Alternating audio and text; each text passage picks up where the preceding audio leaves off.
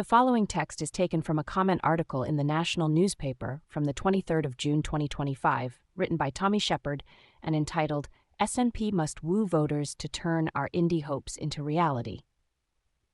A scary paradox is emerging for supporters of Scotland's independence. As we approach next year's election, polls suggest the notion has never been more popular, and yet the formation of a unionist administration at Holyrood is more on the cards than at any time since 2007. We need serious action to prevent this outcome. And we don't have long. On Saturday, we made a start. The SNP's National Council meeting in Perth rightly was not open to the press or public. It provided a safe space for party activists to have a candid debate with its leadership, away from our opponents and detractors. I for one feel heartened at the tenor and content of the discussion.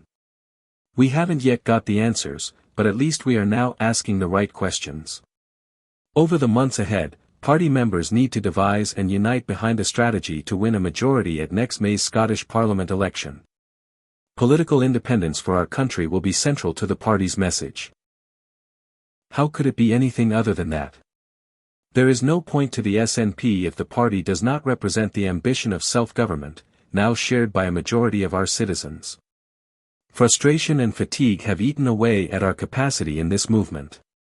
It has made us question the motivation and integrity of comrades. Repeated comments on social media, and indeed in the columns of this paper, suggest that the SNP has deprioritized independence. The party's leader is accused of shying away from the arguments.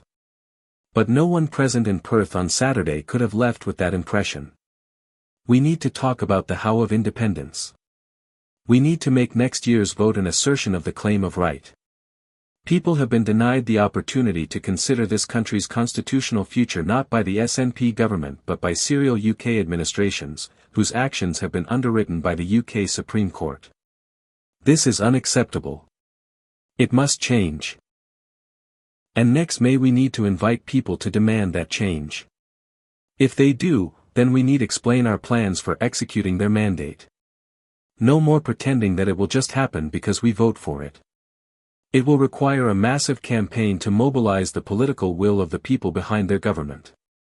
This will be the time for civic conventions, for mass public information, for cross-party alliances, for legal and diplomatic effort at home and abroad.